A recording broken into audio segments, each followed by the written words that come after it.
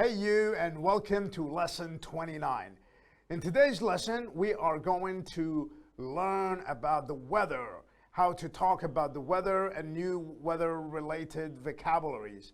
We'll also talk about the verb pay, some expressions associated with the verb pay, and how to say I don't know in so many different ways.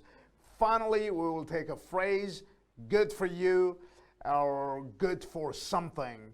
And that will be it for today, so let's get to it. So today we have the verb pay. What does pay mean? Pay is when you take money and you pay for something to buy it, but it also has a variety of uses. So let's take a look at pay. Pay attention. Pay attention. What does that mean? Pay attention, it means focus. Concentrate. Pay attention. It means focus. Pay a visit. Pay is normally, okay, if you visit someone, normally it's associated with the verb pay. So you say, let's pay her a visit, or let's pay them a visit. Pay a bill. Pay a bill, it means like your internet bill or your electric bill or your phone bill. You pay your bills. Pay for something. Pay for something, it means to buy it. Or to, if it's a service. Like for example, I need to pay for my class. Or I need to pay for my Netflix subscription. Pay for something, it means to pay for a service. Pay someone back. If you pay someone back, it means you owe them money. You probably borrowed money from them and then you pay them back. You give them back their money. Pay interest. Who do you pay interest to? Normally banks. Normally if you take a loan, if you borrow money from a bank and you need to pay them back, you don't just pay them the money. You pay them the money plus interest. It means, plus what they make on top of the money. It's their, that's how they make their money. They charge interest. Pay cash. You always have a choice when you go to shopping. They say pay cash or pay by card. So pay cash. Pay well. If something pay well, normally here we're talking about like a job. If you say my job pays well, it means I make good money, I make a good salary. Or if you say, oh, that job doesn't pay well, it means, that job offers very little money or very little salary. Pay the price. Pay the price or pay your dues. Okay, if you do something wrong, then you have to pay the price. It means you have to suffer the consequences. What does that mean? It means like, if you commit a crime, you go to jail, you have to pay the price, okay? Or if you want like a really muscular body, you have to go to the gym and spend hours there and train and sweat. So you have to pay the price. That's what it basically means. We're not talking here about money per se, but here we're talking about consequence. Pay handsomely. Pay handsomely is just like pay well. Something pay handsomely, it means it pays really good. If it doesn't pay handsomely, it doesn't pay well. All right, let's take a look about the phrase, I don't know. I don't know is one of the most common things that you would hear, but you don't have to reuse it or keep using it. You can, change it up a little. There are many phrases that you can use that mean the same thing. So let's take a look. I have no idea. I have no idea. I don't have a clue. I don't have a clue. I am unsure, or I am not sure. I'm unsure is not, it's just a bit weird. I'm not sure. I am not sure is more, I am not sure is more common. Okay. So it's just me here. I am not sure. Better. Let me check on that. Let me check on that. That's another way of saying I have no idea. I'm going to go ask somebody who knows. Let me check on that. It's just, if you're trying to sound smart and don't let the other person know that you have no idea what you're doing, so you'd be like, let me check on that. And then you go in the back and you ask someone who actually knows what they're talking about. Who knows? It means definitely not me. Who knows? I am not 100% sure on that. That's, again, another way of saying I have no freaking clue. I don't know what's going on. But saying it nicely. Sorry, I don't know. Sorry, I don't know. I'm afraid I have no idea. That is being honest. That's good. Just be honest. Don't say, let me check on that, or I'm not 100% sure. Just say, I don't know. I have no idea. I don't have a clue. Nobody's going to blame you. They're going to respect you for honesty. I don't know anything about astronomy, for example. Or I don't know anything about, and then you can put the name of the topic that you don't know anything about. I haven't got a clue. I haven't got a clue. It means completely, you get it. What are you asking me for? What are you asking me for? It means I am so stupid, I don't even know what you're asking me for. That is how much I don't know. Don't ask me. I have no idea. Don't ask me. Somebody asks you something you don't know, you say, don't ask me. That means go find someone else who knows. That requires a bit more research first. That is just a fancy way of saying, I don't have a clue. I'm going to investigate this further, or I'm going to investigate that further. Again, another fancy way of saying, I don't have a clue. All right, so let's take a look at some idioms. Good for someone or good for something. Okay, what does that mean? You know, good is good, right? But what does it mean when I say good for someone or good for something? All right, let's see. Having a positive impact on someone or something. Okay, so good for someone or good for something. First meaning, it means having a positive impact. It means you, it means you affect someone positively. You affect someone positively by encouraging them, by enlightening them, by giving them hope. So you have a positive impact on them. All right, let's take some example.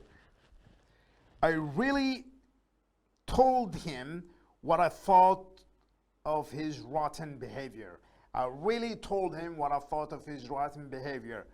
Good for you. He needs it. Okay, this is a form of encouragement. Good for you. It means you did well.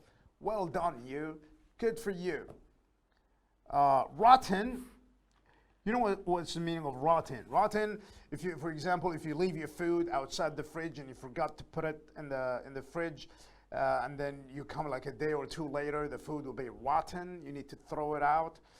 So that is rotten. Or rotten tomatoes, that means bad tomatoes. You just throw them out. So that is rotten.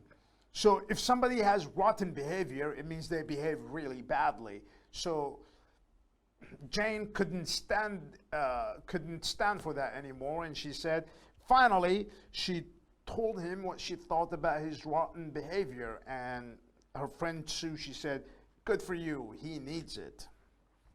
All right, next one. More sunlight would be good for your drooping plants. More sunlight would be good for your drooping plants. A drooping plant, like, you know, like as you see in this picture, it's like, you know, when the plant is, that is a drooping plant. More sunlight would be good for your drooping plant. Milk is good for children. Is it? Very, very young children. Okay, Next one, good for something. What does that mean? If you're good for something, it means you are able to pay a debt you are owed. Okay, like for example, if you go to your uncle and say, "Can I borrow some money from you?" and you can tell him, "I'm good for it. I'm good for it." It means I'll pay you back. I promise. I'm good for it. Or you can vouch for someone. Vouch means like give a good word to someone else about someone. Like for example, I can tell you like, "Oh, you know that guy Sam? He's a really good guy. You can give him, you can loan him money. He's good for it." That means you can loan it to him and he will pay you back. I'm vouching for him. I'm giving a good word about Sam to the other guy. Not to, the other guy doesn't have to believe me, just that I'm doing Sam a favor anyways. Okay, let's take a look at some example. I'm good for the money. Don't worry. I'll get it to you first thing tomorrow. I'm good for the money. Don't worry. I'll get it to you first thing tomorrow. And what did she do? She ran away. That's why I don't loan people money. It's just an advice. They know he's good for the loan. They know he's good for the loan. So they know he'll pay back. Number three, the third meaning of good for, it means able to work or able to function. Okay, good for, it means able to work or able to function. Let's take a look at some examples. I know it's an old car, but it's good for a few more years. I mean, yeah, this car is old, but it's still good for a few more years. I mean, it will work really well for a few more years. Good for someone. This furniture is good for at least 10 more years. It means this furniture is going to be okay for 10 more years. Then it's not going to break. Nothing's going to happen to it. So it's good for 10 more years. I hope you're not tired. Oh no, don't worry about me. I'm good for another 3 miles or so. So that means probably two friends driving a road trip, so they're taking turn driving. So he's telling his friend, I hope you're not tired. I'm good for 3 miles and then I'm done. Then you need to drive. So I can function. I can drive for 3 more miles, but then I'm out. That's it. Okay, so good for also means valid for. What's valid for? It means it's not going to expire until then. Okay, let's take a look at some examples. These coupons are good for 20% discount. That means if you, okay, what is a coupon? A coupon is like a voucher or a ticket you get to apply or to obtain a discount at a store, at a specific store, normally, or a specific brand that the store sells. So normally you take the coupon, you go to the store and they give you a discount. So I give you a coupon, say these coupons are good for 20%. It means they are valid for 20% discount. So they will work for 20% discount. Is this coupon really good for 50% discount off our total purchase? Okay, off here, it means to be deducted from. Off. Not off with one F as a preposition. No, this is off with double F. That means discounted, off. You mean subtracted, minus 50%. This health insurance policy is good for the entire life of the pet. It means this insurance policy is valid for the entire life of the pet. It doesn't expire until the pet dies. All right. Fifth meaning of good for is an expression of approval and support of someone for the accomplishment they have done. So here basically is like the first example that we saw when she said good for you. That means, like an encouragement, approval, support to someone. She said good for you. It means You like what they did. You're happy. You support them. You are with them, you know. So let's take a look. Good for him getting A in that difficult class. Good for him. It means well done, you. Good job. Although he cheated. You see where his eyes is going? He's cheating. Don't cheat. Steve, I just got a raise. Good for you. A raise, it means an increase in your salary. It means you're going to make more money every month. Now let's talk about the weather. The weather is one of the most popular topics for short talk and small conversations.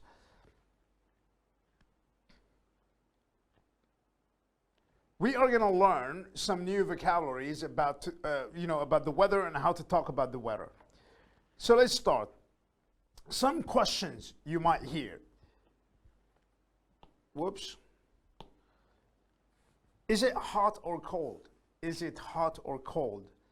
Is it sunny? I don't like this color. Let's change this color. Okay. Is it sunny? Should I take my sunglasses? Should I take sunglasses? Is it raining outside? Should I take my umbrella? What's the weather forecast? Okay, so is it hot or cold? Is it sunny? Shall I take my sunglasses? Sunglasses are the dark glasses you wear to protect your eyes from the sun.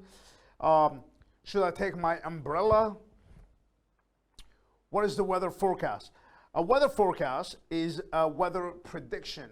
They tell you what's the weather going to be like. So normally people in the early morning, they would listen about how the weather is going to be, or the day before. They're going to, if they are going hiking or they're going outdoors, they will read the weather forecast to make sure that the day is going to be nice and sunny. So that is the weather forecast. It's basically a weather report before time. Okay, what's the weather expected to be tomorrow? What's the weather expected to be tomorrow? It means what is it going to be like tomorrow? What's the temperature? How is the weather? What's it like? What's it like outside? What's it like outside? Is it cold? Is it hot? Is it sunny? You know, phrases that you might hear people say about the weather. People could describe the weather by saying, lovely day, lovely day. That means nice. It's a nice day. It turned out nice again. It's turned out nice again. That means for a while the weather was bad, but then it's good again. So it's turned out nice again. Terrible weather, isn't it? If it's like really cold or, stormy, then you say terrible weather, isn't it? Isn't this weather miserable? Miserable is just another way of saying really bad. Isn't it cloudy today? Isn't it cold today? If you say, isn't it cloudy today? Cloudy, it means too many clouds in the sky. That, you can't see the sky because it's covered with clouds. So you say cloudy. But here it says cold. I'm going to write cloudy for you anyway, so you know. Okay. I hear it'll clear up today. I hear it'll clear up today. In case it's cloudy, then you use this expression. I hear it'll clear up today. It means the sky will be clear, or the rain will go, or it'll be nice. I hear that it'll clear up today. It is looking nice out today. It's looking nice out today. Another expression of saying it's a lovely day. Okay? Common expressions about the weather. It is chuckling it. It is chucking it. It's chucking it. It means it's raining very, very hard. We can also say it's tipping down. You can say it's chucking it, it's tipping down, or you can say it's pouring down. All mean the same thing. It means it's raining very, very hard. Okay, now let's take a look at some spring vocabulary. Spring is the season of the year that where the flowers open and everything is colorful and nice, and the weather is perfect. So, bloom. Bloom, it means when the flowers start to flourish. You know, when the flowers open up and they flourish, you say they bloom. Breeze is a nice, gentle wind that is cool, not too cold, not hot. It's just perfect. Breeze. Bright. Bright. That means a lot of sunlight. Bright.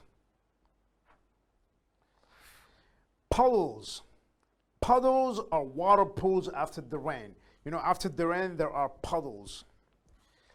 Let's take a look at summer adjectives or vocabulary. Boiling, scorching. That means very hot. Blue skies, clear skies. Heat waves, really hot weather.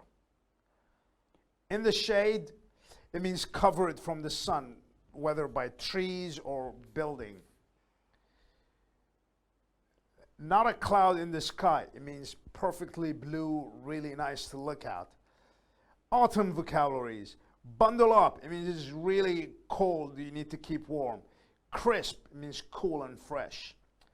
Foggy. It means cloudy and you can't see well. Getting colder.